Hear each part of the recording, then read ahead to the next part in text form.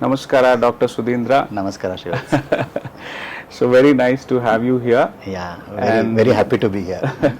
thank you.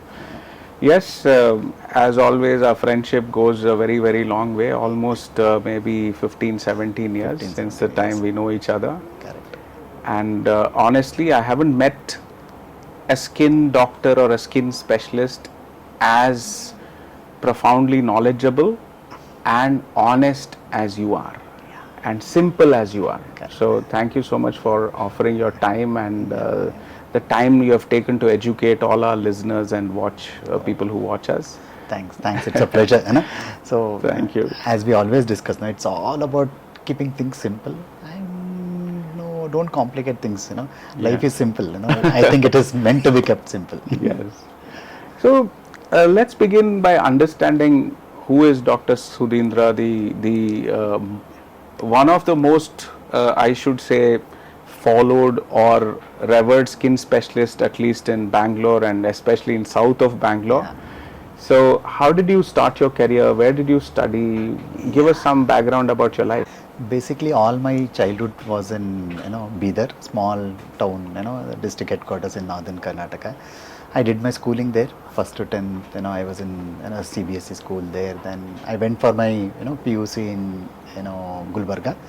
Then I continued my MBBS there only. I did my diploma in dermatology from there, and then did my DNB in Hyderabad. It was very simple middle class family upbringing where values were very clear that you want to get somewhere, parents are there to help you, but it is you who has to do it. So at the end of it, my parents would always say, we are always there for you, but then where you want to reach is up to you. We can support you.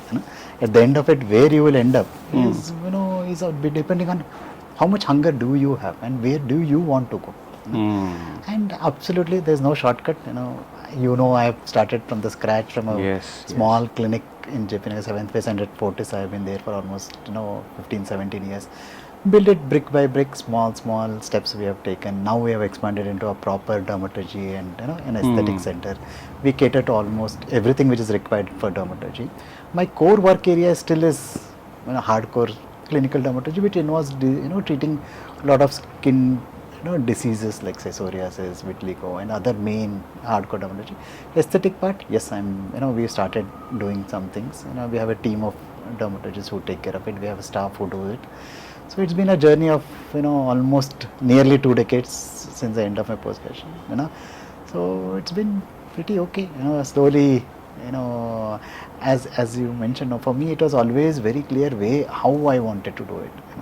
There were boundaries which were drawn, which I always was very clear that I am not going to cross these. These are my areas where I will focus my best efforts are always for my patients. But within the realm of those boundaries, we will be very clear with our communication. I always feel communication is the key thing, and for any doctor, to succeed, what differentiates most of the doctors from each other is their communication skills.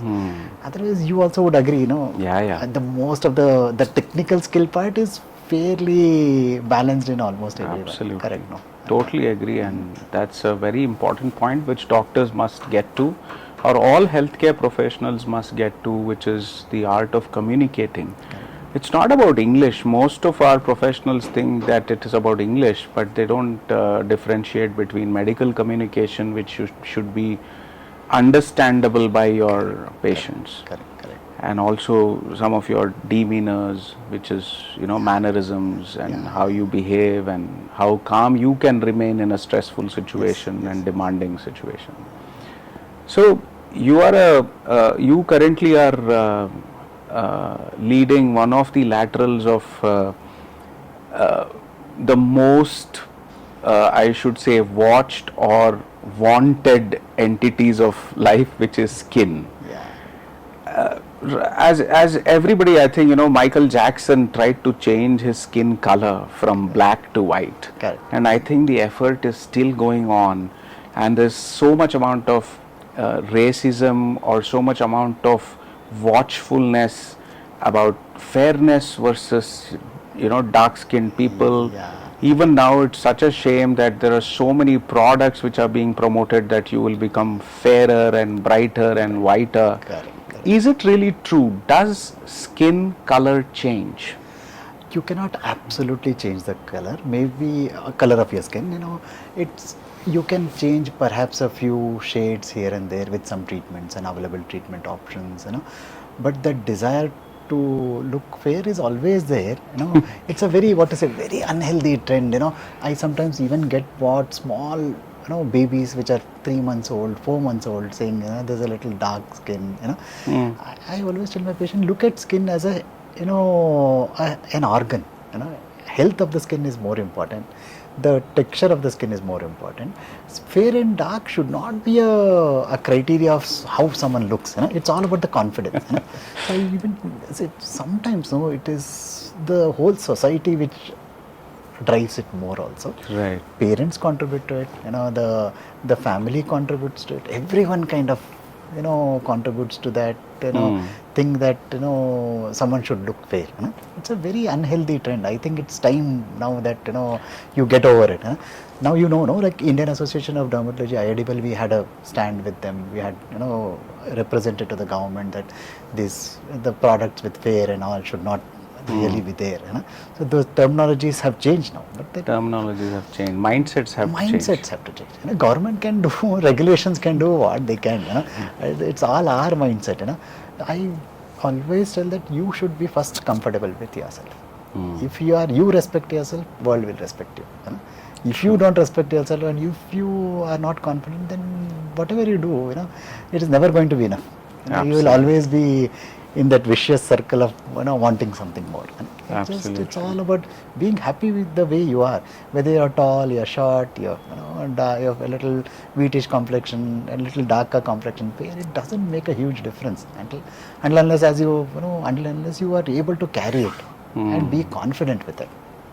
Actually, it's such an important thing because I came across a patient who came to me for some of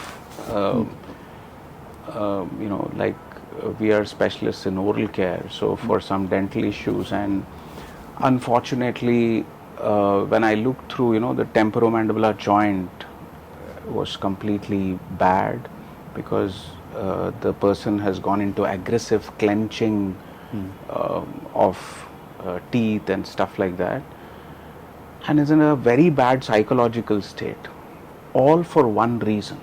And this person is a educated 26-year-old who has literally screwed up life because her parents told her, or her family and society told her things because she was dark, right? And this person has gone on to the extent of attempting to ending her life and things like that. It's such a sad state that we're looking at. And so these are things that really bother me because I feel that we talk about so much of values in our society, but then in your immediate ecosystem of family and friends, if there is such criticism for something that you're not responsible for, on the other side there are people who are so proud about the way they look. Correct. And none of it is actually something they must be taking credit of. It's something that's just given to you. Right?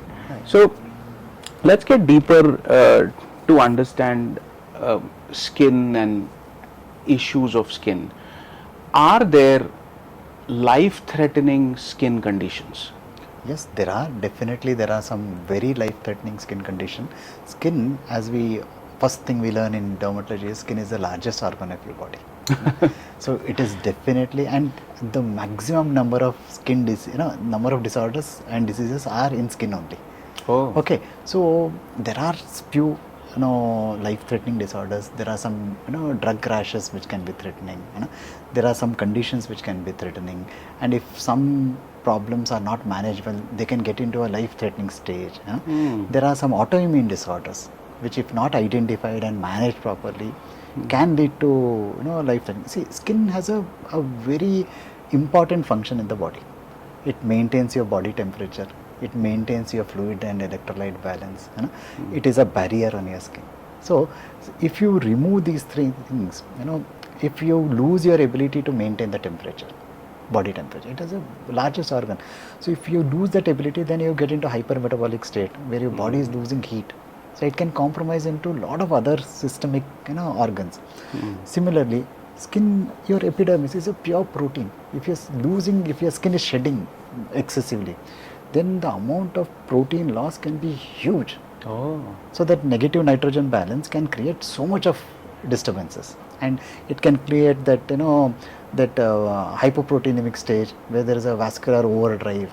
So there are definitely fortunately there are few of them, but they are definitely some things which need to be identified properly, managed properly. They do well.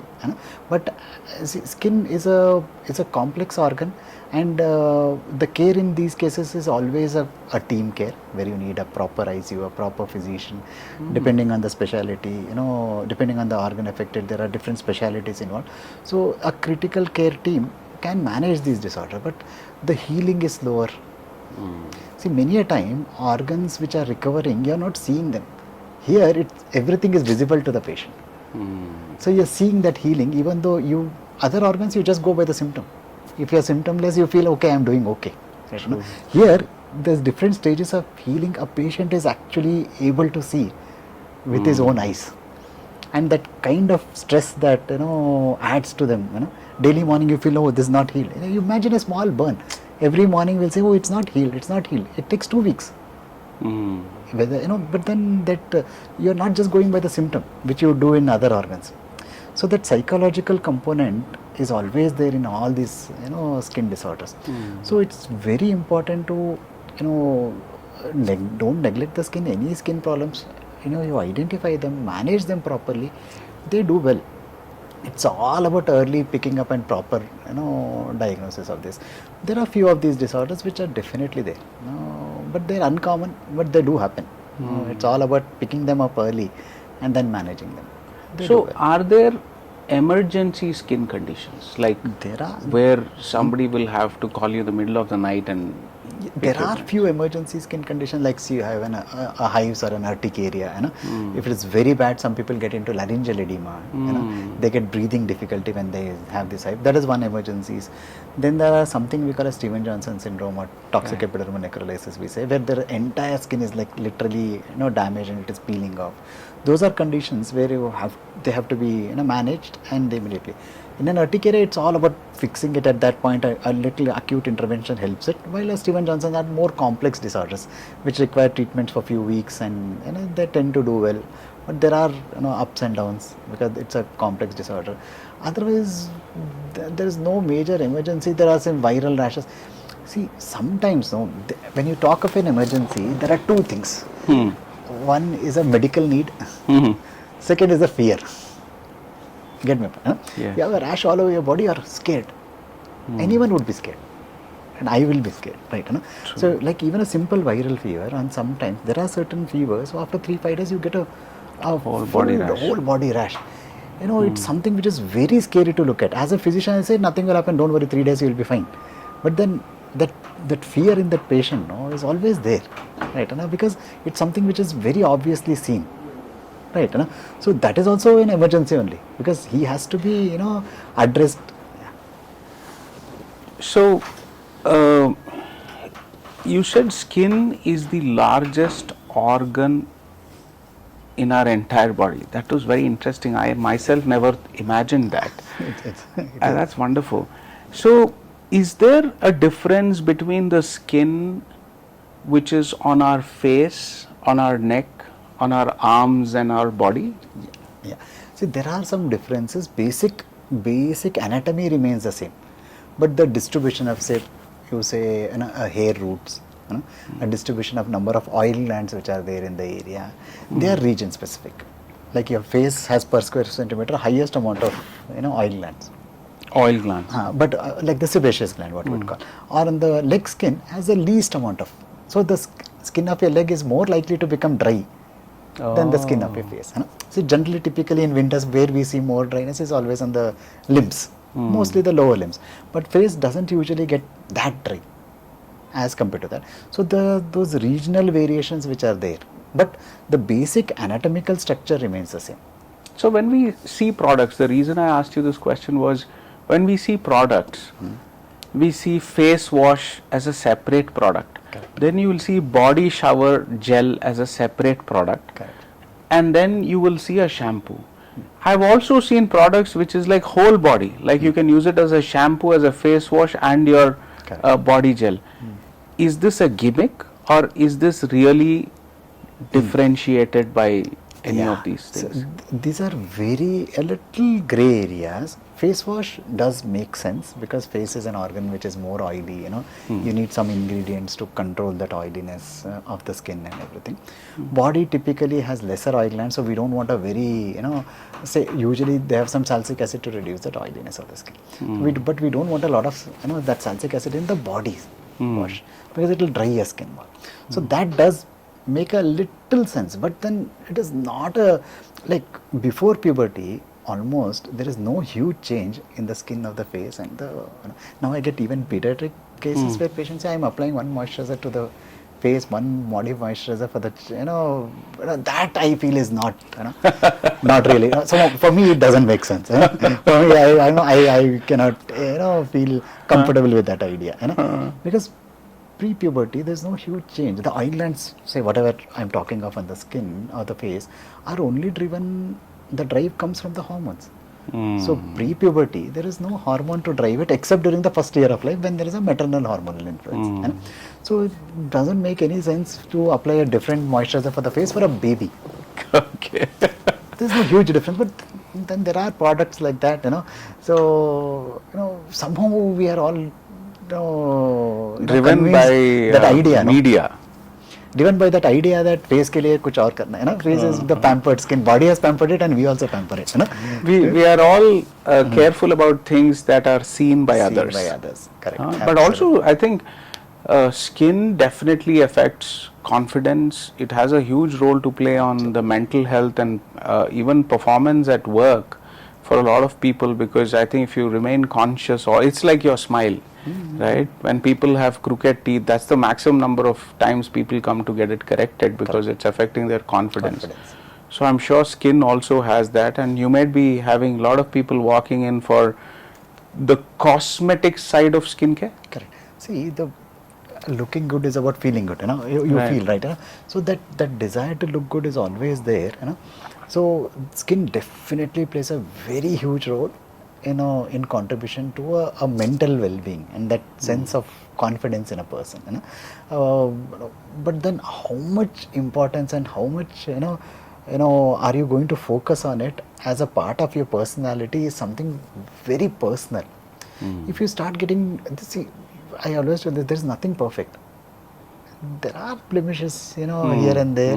A small amount, minor blemishes, here and there should be acceptable. We should not start getting, very worried or concerned about small, flaws which are there in everyone's skin. But you don't neglect it, but don't get obsessed with it. If you start getting obsessed with it, there is no end. Like for example, I have had these, consultations where a patient would walk in and say, I said, yes, what happened to you? Then he's like, sir, you tell me what is wrong in my skin. Okay, I said that's, see, I tell my patients sometimes that, I'm very frank with my patients. I tell, see, if I start pointing out everything wrong with you, you'll get into depression. You'll start crying.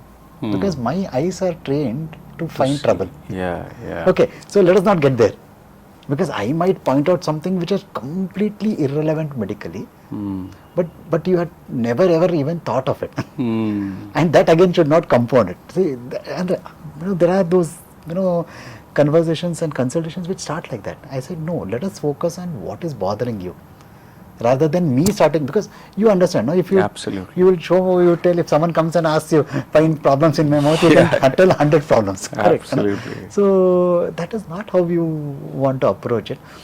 Somewhere what I think people need to understand is it's okay to not have perfect flawless skin.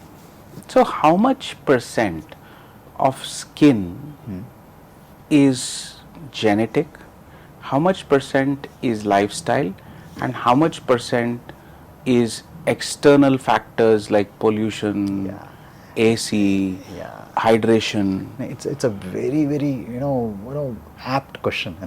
This is something which I always tell my patient. 60% of your skin is constitutional. Your genetics, your race, whatever you belong to, it is constitutional. You cannot change it. It is what you are born with. Okay, you cannot modify it. Remaining 20-30%, if it is your health, your lifestyle, your nutrition. Are you drinking adequate water? You're getting enough sleep. Okay. Remaining 20% is the skin care what you to take off. The effect of the the elements on it. So how do you protect it? Moisturizer, sunscreen, face wash, whatever you want to do. So those become only 20% of the skin care. But somewhere the focus on these things is becoming too much, while we are neglecting a simple basic good diet is important. I have had I have some of my very elderly patients, a 75-year-old lady with a beautiful skin, and she tells me, I have never applied anything on my skin. Okay, she was born with it, and she has done perhaps some very simple things of having an uncomplicated life, sleeping well, eating healthy. Eating healthy doesn't mean that you become a sadhu and don't touch anything. It's a balance of things. So even with diet, sometimes I feel it is important to balance it, not to get obsessed with things. Balance it. A little fat here and there is also okay, not bad, isn't it?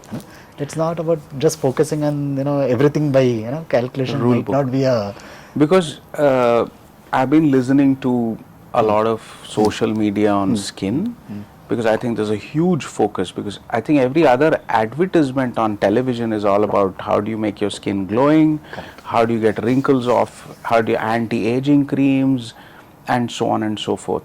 So is there real truth in the fact that consuming certain supplements actually help making your skin better? supplements can contribute to making them a better, but they cannot be taken like you cannot be dependent on them forever. And sometimes you take a supplement, but how much of it is absorbed is questionable. Now there are some few data here and there which says that you take a supplement, but then is your body really absorbing it, assimilating it, is something which is it's a very grey zone. Okay, so it's okay when you're not well, if you're going through an illness, you're recovering from a surgery, you're recovering from an illness, okay, take some supplements, but don't get into habit of popping in a supplement forever. Might not be very, we have our natural sources. I know there are questions raised about how safe are they, how effective or how nutritious are they now with the current situations. But then there's no choice, right? We have to make do with whatever we are getting. So it's better to keep it a little uncomplicated and try to have a good balanced diet. Taking supplements when you're going through some recovery, something is not a bad idea. But not as a regular everyday thing. I would usually not recommend even for my patients, like even some skincare. I say take it for a few months, then you better try to balance it out with your diet. Popping in, you don't know what are the long-term repercussions, and whether long-term absorption is happening. Is it really having any impact? Something which is very grey. So why get into it? Try to keep it simple and uncomplicated, and try to follow the normal routine of a good diet, good exercise, 45 minutes of whatever you want to do, right? So where does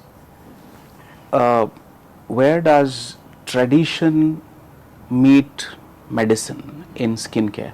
Like there's one which is loaded with chemical products and stuff like that, cosmetics and so on and so forth, and then you're suddenly seeing a spurge of Ayurvedic, herbal, natural, all of these products being promoted.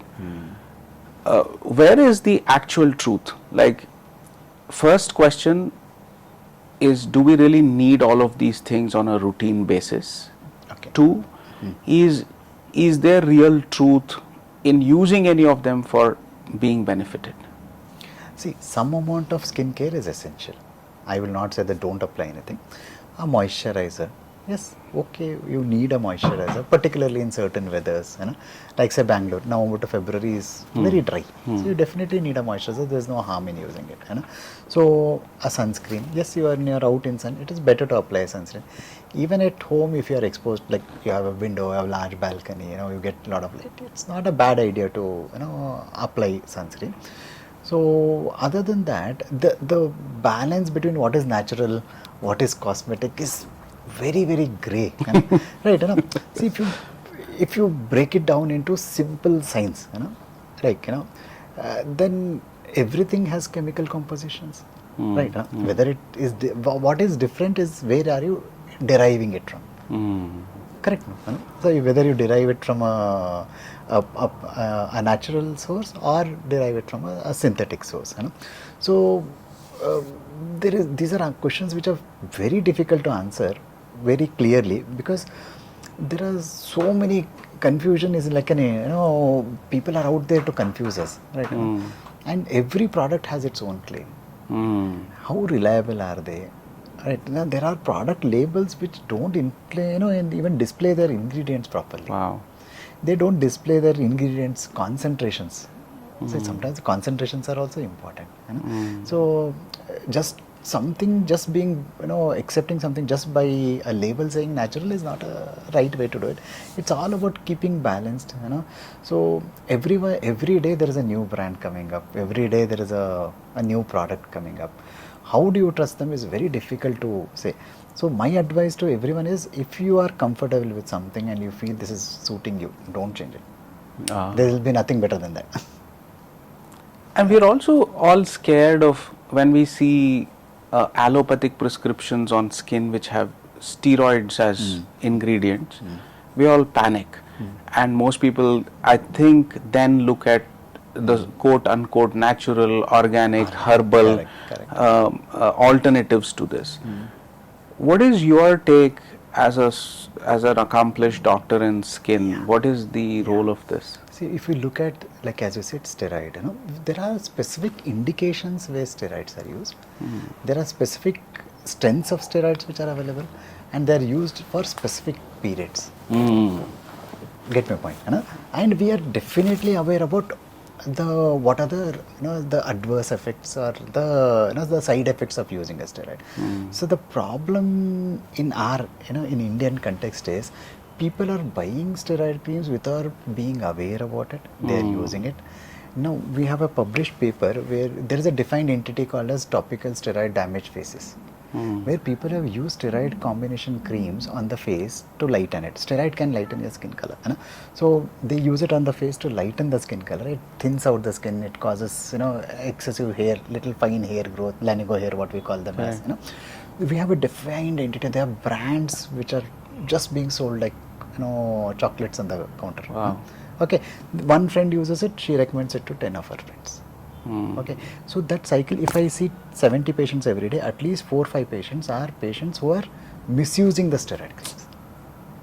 Just because it is freely available, they can pick it up from the counters and they use it. Like a fungal infection, simple fungal infections which we used to treat it very easily about a decade back. Now we are struggling to treat it. Primarily because the people have used combination creams of steroid. So resistance has developed. Resistance has developed. It is a mixture of antifungal, antibiotic, and a topical steroid. They're applying groin, developing skin thinning, stretch marks there, striae there. So when you go to a doctor, when you go to a professional, or go to a dermatologist, he is giving you a steroid cream. He knows why he is giving you. Okay, so please follow their prescription. Like I've had situations where I have given a steroid cream to a patient and he has come back to me after 3 years. Okay, and he tells me that, I said, why are you using this? You only gave. I said, yes, I only gave you, but I also told you use it for 3 weeks. Okay, no sir, it was improving, so I kept using. Or it kept coming back, I kept using. So no. You have to go back to your doctor. If your doctor is asking for a medication to be used for a specific period, please stick to it. If you're still facing trouble, go back. Consult again. Don't self-medicate. Don't think, it is working for me, let us keep trying. Also, is it a good idea that everybody. Like in dentistry we say it's a good practice to visit a dentist irrespective of you having a problem or no every 6 months. After listening to what you've been saying, I think it is a good idea to promote once every 6 months or once every year an annual skin check. Can be done, but I don't know if you are really specifically addressing any. See, if someone is able to take care of his skin in a very simple manner, there's nothing very specific which changes. So if someone is having no issues or no, like suppose if they don't have any rash, anything, then I don't think it is very important to come back and have an annual checkup. But if there is something which you are seeing and noticing changes, then definitely come back. And if you are on any treatments, if your doctor is asking you for a follow-up, so don't neglect it. The challenge I come across in a good number of my patients is, now I keep talking to my patient about the importance of coming back. Revisit. Please come back, because there is a plan which we want to implement. Right? Because most of the skin disorders are chronic. Right. You have to treat it like a process, and no two patients are going to respond in a similar fashion. So sometimes my patient tell me, I am traveling, you give me 6 months plan. I said, I don't know how you will be after 4 weeks. So how can I can give you for the sake of doing it. But somehow I am not very comfortable with the idea of Very well said. Actually, I very openly address this issue that no two patients are similar, no two conditions are similar, and no two outcomes are similar. Correct. Right? It is so close to the philosophy of Madhvacharya, wherein he actually propounded that there are no two souls that are similar, no two bodies that are similar, and everything is so much so different. And we are trying to bring a science of togetherness on that. Having said this, is there or are there age-related changes that you would see on skin, and is there something that one must do, not in order to reverse it, but at least in order to prevent some damage? There will be, skin is something, it's on the interface between the body and the environment. So there will be changes in the skin because of exposure to n number of things, pollens, dust, sunlight. People usually underestimate, like I have patients who tell me, no, I am not exposed to sunlight. So, but what you have done all along also counts. We always have that very short-term thing that I am not going out. I am working from home for last 3 years. But what you have done in last 30 years also counts. Wow. So we never estimate, the impact of that thing. So it's always a good idea. There will be age-related changes. So what do? You maintain good health, good nutrition, good lifestyle, drink plenty of water, moisturize, sunscreen. Okay, there still will be changes, but those can be lesser. Okay, and if you feel, now there are a lot of these retinol creams, that and all, which are used as an anti-aging creams and all, but there are appropriate times to start it, and appropriate molecules are available at a good strength. They can help you in slowing down the changes in the skin. They cannot repair the damage, they can slow down the thing, they can improve your skin texture to an extent, but don't use it just off the shelf. It's always better to consult. Because as you said, no two patients are similar, so one product, how can I give it for everyone?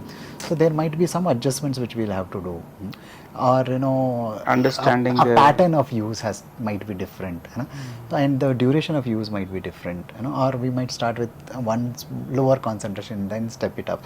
The different ways of doing things, but there will be changes in your skin which you should not fight it too much. It's if it's at a it's a manageable level, you be happy. So it's always better to accept minor changes in ourselves. Otherwise, it's boring. So it's always better. And also stressful. Stressful. Same every day. It's not change is the most constant thing, they say. So it is always not a good idea to accept some small changes which are happening in your body. And what are skin tags, Sudheendra? Skin tags are these normal skin colored projections which usually happen on the face, around the neck, underarms. Some people even have it on the thighs and all, inner side of the thigh. They're absolutely common things, medically of no concern. The tendency runs in families sometimes to develop them, and it increases if you're putting on weight and all those things. Medically, absolutely no concern. Other than that, sometimes they get stuck in a chain or in the underarm, it gets twisted when you're walking or running or something. The very simple solution is we remove them. It's a very simple procedure. We apply on anesthesia cream, leave it for about half an hour minutes, and then we just remove them. They go away, but a new one might again, usually pop up. But once you do it, it's taken care for a few years. I have not done it for anyone once in 6 months. Usually people come back after a decade. So it's something. It's very simple. If insulin resistance and high obesity and all, it's a little more common, they say. I will not say that is causing it. Perhaps it does contribute to it a little. So just take care of that aspect. Otherwise, nice. So there is so much amount of growing fashion industry today. Clothes are changing. The way you wear clothes, designs are changing. Correct. And the materials are changing. I've been a national level tennis player when I was a junior national player.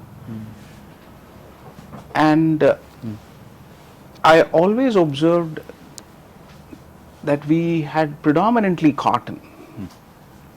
And as we are seeing now, there is all of these synthetic material that's coming, which is light, easy to carry and all of that.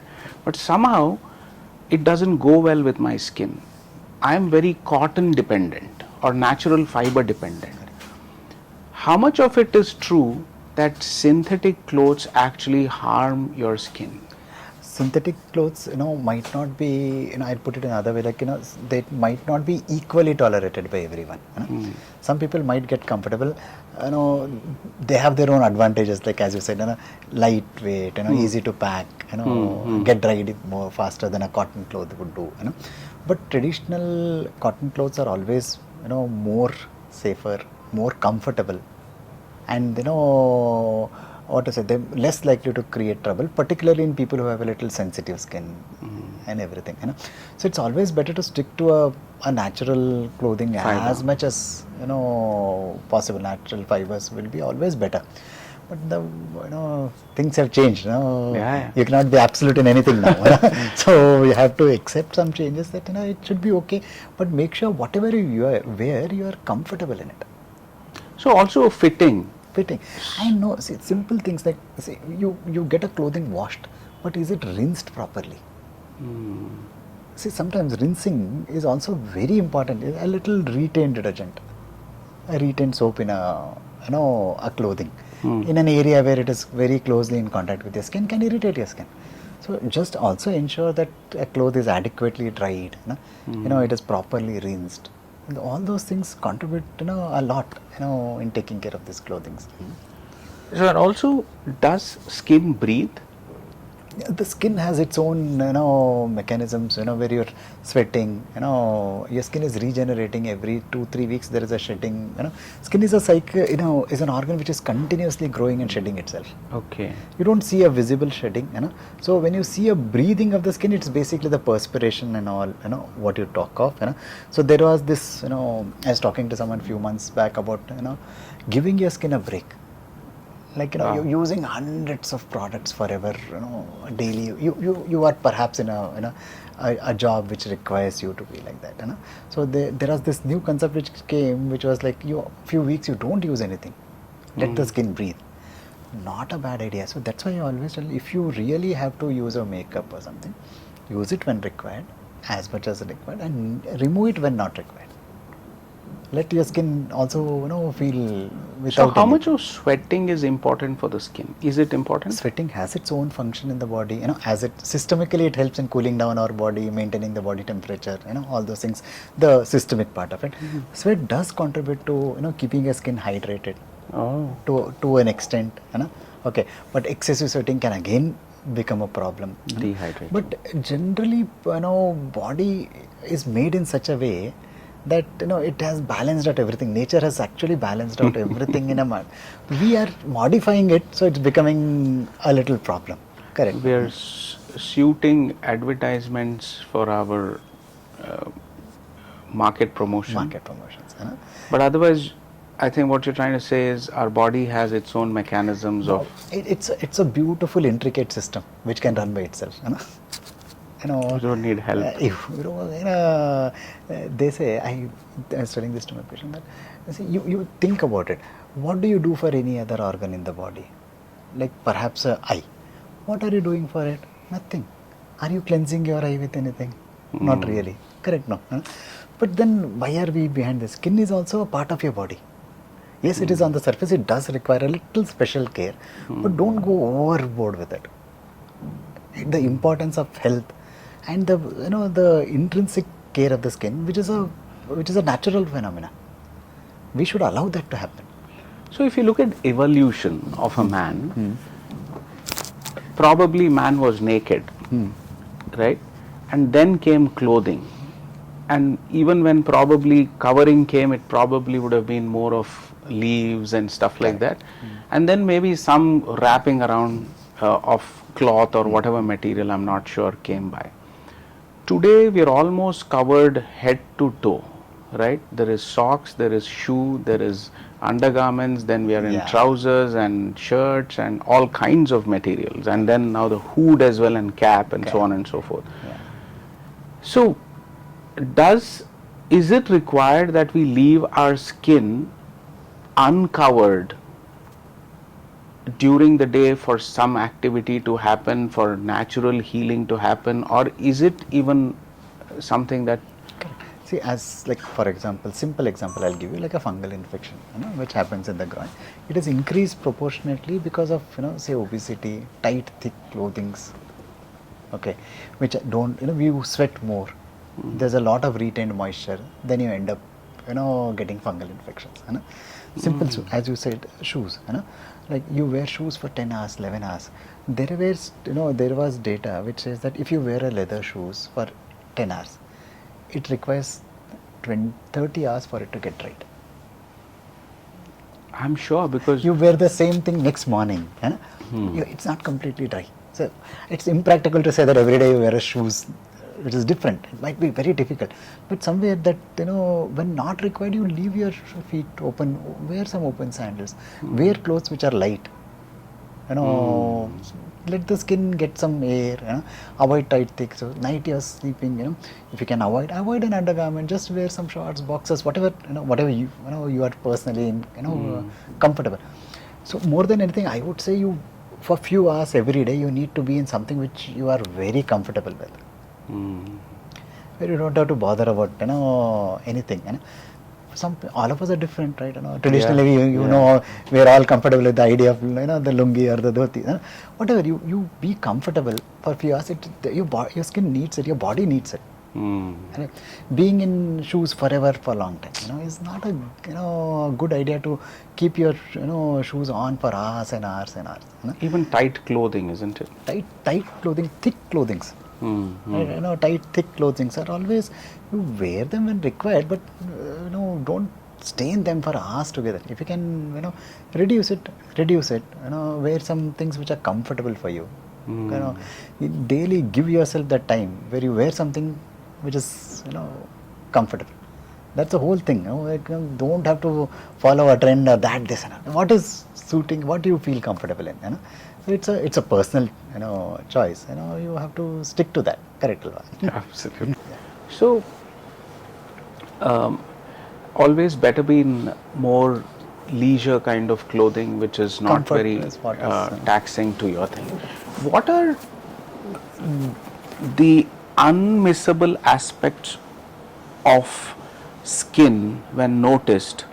Without delay, one must come and see you. Okay. See, any skin rash which is there, of a area which is there, recently, if it is uncomfortable, itchy, burning, pain, definitely seek help. Okay. If there is any change, in the skin texture, if you feel the skin is feeling very dry and more drier than what it used to be, definitely consult. If there are any growths of the skin which are growing rapidly than what it used to, definitely you need to be seen by a doctor. anything happening, like you're developing a blister on the body, you're developing a rash on the body, anything, any changes, skin, no, as a dermatologist, skin, we have a huge advantage because everything is visible. So, and accessibility is so, wonderful. It's a, it's such a boon that we have, It's that, not oral care. It's so simple, For you, oral and ENT, sometimes I say, you don't know how we are able to visualize things. For us, everything is visible, that gives a challenge. And you will never get backaches or shoulder aches because you don't have to twist, turn. Sometimes, when the patient comes and sits also, you know what has happened to the patient. Right. So, with practicing now for 20 years, you are able to identify that. Right. So, any changes which are out of any rash you are seeing, there's no harm in consulting. If it is there for at least few days, then definitely go and consult. If just something comes and goes away, it's okay. Right? Instead of going ahead and trying to find out by yourself what it is, getting drawn into ideas and discussions which will, make it, very complicated. It's always better go meet a professional. They will very clearly tell you, what it is and what is to be done. So it solves your problem. It makes very easy for everyone. Very, very good. So, what is a skin cancer? Are there cancers of the skin, and how does one detect them? What are the signs that one must look for? Yeah, there are few, some of the cancerous growths on the skin. They usually present as a growth which is fast growing. There are different kinds of them. There's squamous cell carcinomas, there are basal cell. Most of them present with growths which are rapidly growing. They are having, crusting on the top. They are bleeding on the top. There are moles which, have started growing, exponentially. A little increase in the size of the mole is okay. Over a period of decades, we will not worry too much about it. But if it is exponentially growing, like, it's doubling the size in, 6 months, rapidly increasing, then definitely there is a cause of concern, which has to be understood. Fortunately, in India, the incidence of skin cancers have been lesser because of, a lot of factors like the melanin in our skin, which protects us from them. But it is increasing. It's definitely, increasing.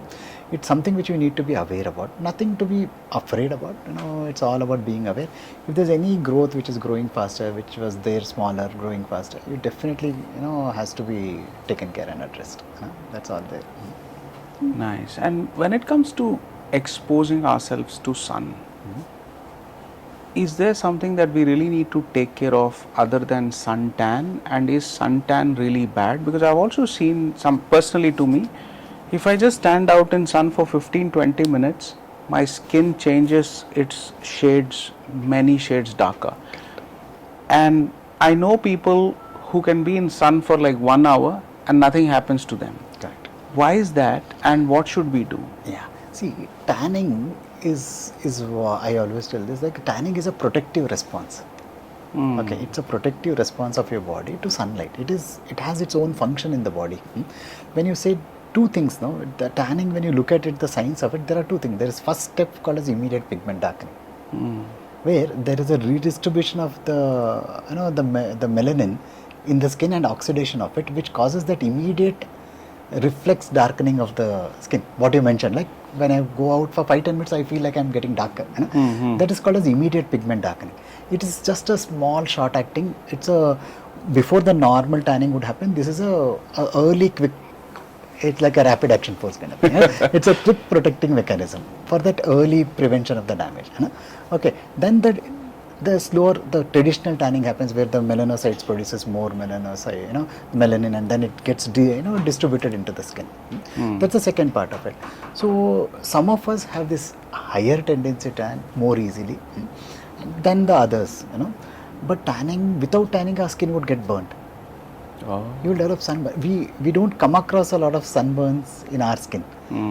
Okay, so the skin which is a little darker doesn't burn, it tans, because the body is protecting it from getting burnt. So nothing to be concerned about. Nothing to be concerned about other than the aesthetic, the part of it, which I always tell is fine, and sunscreens cannot prevent tan absolutely. They can reduce it to an extent. It's a very wrong notion to say that sunscreen will absolutely prevent tan. they cut down to a very minimal extent, but what sunscreens are useful for is to prevent a long-term damage on the skin, the long-term changes on the skin. That is what the sunscreen would help in preventing, but not a Not lot in really. tanning. So what's good for skin when you bathe? Hot water or cold water? Warm water we say, not Warm. hot, not cold. है ना? Lukewarm water is what is ideal. Cold water can also dry your skin. Hot water can also dry your skin. Oh. Ideal is lukewarm water, short showers. Long showers is what we usually would not recommend. Short showers are ideal. Use very minimum soap. Don't lavishly use a soap. People now say I use a body wash. You use a body wash. Use small quantity. Don't lavishly lather your body. Don't scrub your skin. Wow. Loofahs, scrubs. Traditionally in India we have used stones to Yeah. scrub our skin. No, don't scrub your skin. It is not meant to be scrub. Use gently some soap, apply, rinse it out. That's it. That's ideally shower should be done in 3 to 5 minutes. We say. Hot Saves water also. Saves water also. And Bangalore needs Bangalore that. needs it. Wow. Long showers can dry your skin more. Oh. Tub baths and all are good because you're soaking your skin. But that's not the case with the shower per se. So Oh, that's very interesting. Now coming to washing your skin, what about using traditional powders? Like there are so many dals with Dal which with, yeah. things are made, besan, multani Besan, mitti, multani and mitti. so many other things. they're all good, but even they dry the skin. Even besan, if you use It and dries apply your it, skin. Yeah. and it dries your skin. So use it sparingly. Even a decent soap, and most of these newer soaps are synthetic detergents. They're much less damaging than a traditional older soap.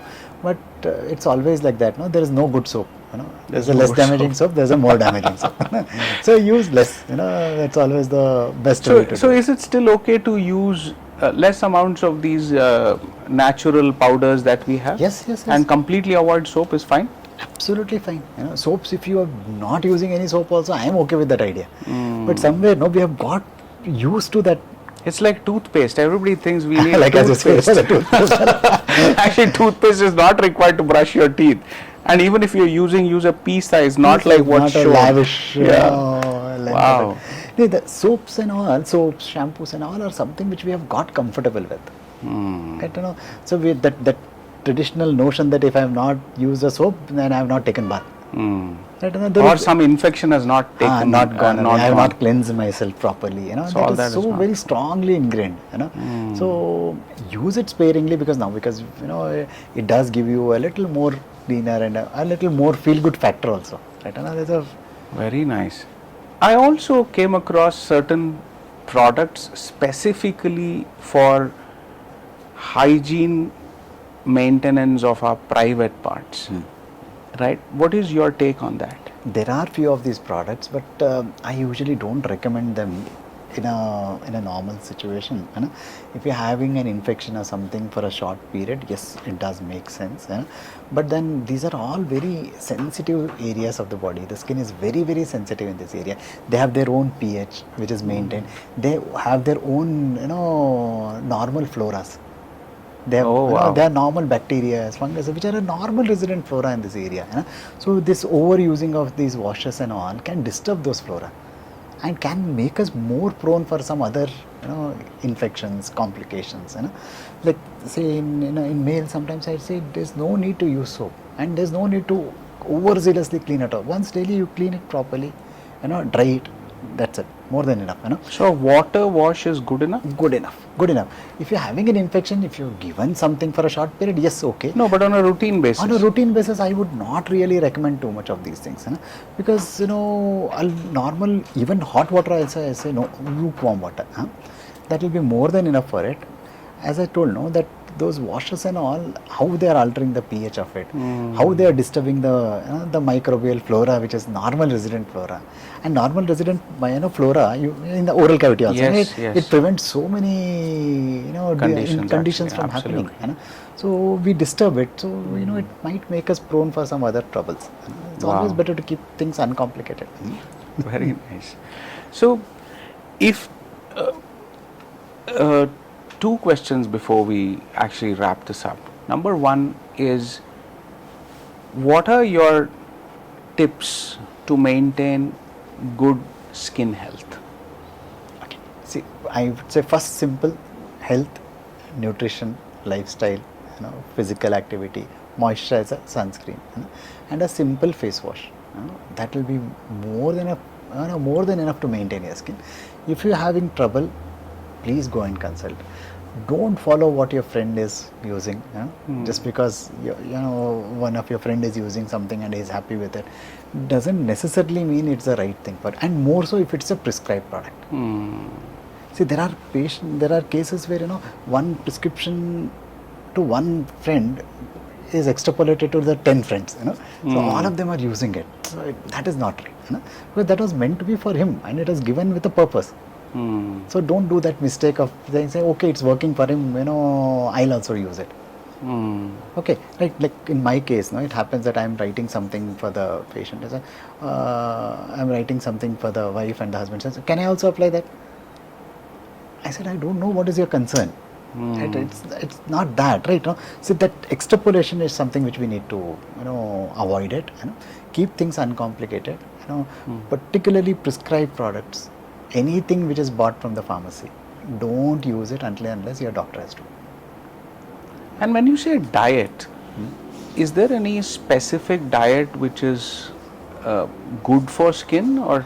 A good balanced diet, I would say. A lot of vitamins, vitamin A, vitamin E, vitamin C, micronutrients, all those things are important. A little fat, is also important. Protein intake is, is important. All those things. A good balanced diet is what we are looking at. Nothing very specific, but a balance of things. That would help. And regular physical activity. 6 to 8 hours of sleep. Around 7-8 hours of sleep is what all of us would need. Right? Like many people now, like I had a patient who was telling me, under eye dark, 14-year-old child coming with darkening around the eyes. She says, do you sleep? I said, no. She sleeps very late, sir. I said, 13-year-old, 14-year-old, what is she doing late? So she's like, no, she's on the phone. See, the phone is never ending. You get onto any of these, you start watching, then there is no end to it. And people are not sleeping. All those things are very, very important. The concept that I'll just apply something and everything will be fine. That doesn't. That doesn't. There's no shortcut. You want a good skin, you have to work towards it slowly, steadily, maintain it. And it's an organ which can take care of itself.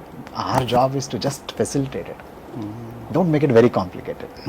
What's your take on hair dyes, beard dyes, and people are doing all of this? Hair dyes are something which are okay, but they have their own issues. People develop allergies to it. But that again a subjective response. People can develop some pigmentations on the forehead and all those things, which can happen with the hair dyes. They're reasonably safe, but then it's something which people get comfortable with, and once you start it, it's very difficult to stop it. I have had very old patients of mine who develop allergies, and I cannot convince them to stop it. Like I have had patients who are even late 70s. They say, wow. You don't talk to me about stopping hair dye. You give me treatment. So nice. that comfort zone you get into, it's like a personal trait and a choice. So once you get into that, you get used to something. It's very difficult to stop it. But can be used provided this. But don't again experiment. If something is suiting you, better to stick to it. Just don't keep experimenting. There's no huge difference between many of these products. There's no huge difference. Very minimal differences are there. I've come across these advertisements where I don't know what they are, but they're saying it's a chemical skin peel. They'll put something, and as soon as in whatever X 20 minutes you'll completely become white and fair and stuff like that. How dangerous are they? These are all products which have some beta hydroxy acid, alpha hydroxy, some of these glycolic acids and all those things are usually there, or vitamin C serums. There are these masks which are available. You apply, leave it and remove it. They do give you a little plumpy hydrated skin. a little removal of the superficial, tan kind of a thing. They're not very dangerous or something, but it's, say, someone who has a very sensitive skin, you don't know how it will react. See, there is nothing, as we discussed before that, there's nothing which can work for everyone. Yeah. So it is very tricky to try these things. Okay, I always, like, sometimes, simple, I'm telling you, like few weeks back we had a patient who has never done anything on his skin, and his friends took him for a facial. Okay. I'm not saying facials are wrong, right? No. Understood. This boy is different. He underwent something and he developed a huge rash in his face, and he was getting engaged in next 48 hours. Wow. So he said, I've never done that. I said, why did you go? Then he said, no sir, my friend told, hey, your engagement without facial, how can you do engagement? So that notion, So you be very careful about what you're choosing. Like if we are, like now, we come patients who tell me, like, I'm getting married in next 6 months. I want to take care, I want to look good. I said, good. But there are people who come just 4 weeks before a wedding and say, I want to do this, I want my marks to go. I said, it's not possible. You have to give it time. And we don't want to risk anything. We don't want to experiment, try a lot of things just before important. So you be responsible. If you are comfortable doing something, you can do it. But just before something important, don't experiment, because you don't know how you will respond. Always keep that that window to recover. So if things go wrong, you should have time to recover. Fortunately, they're not very damaging, but then you don't know how you will respond to it. Yeah, it's a toss of the coin. It's very subjective. So you will have to be very careful when you're choosing them. Lovely. Yeah. Great, Sudheendra. It was lovely talking to you. Really. I thoroughly enjoyed and learned some very fascinating facts about the skin, especially that it's the largest organ of our body. Yeah. And the key takeaway is, I think, keep it simply simple.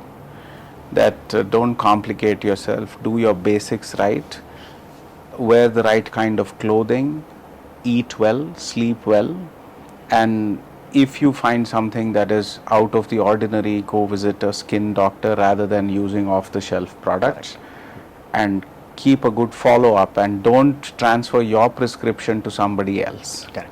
That is, you put it really, right. So that's about it. And I hope that we should speak more on more specific conditions. I'm sure our viewers will send us more questions on maybe specific topics, because I'm fascinated by some of these conditions like leukoderma and psoriasis and so on and so forth. So let's keep this going. We'll keep as it and going. when. There's so many things Absolutely. which we can do. It is really a pleasure to do this. Same here. I'll be very happy to contribute in whatever lovely. whatever way I can. Lovely. Thank you so much. Thank you.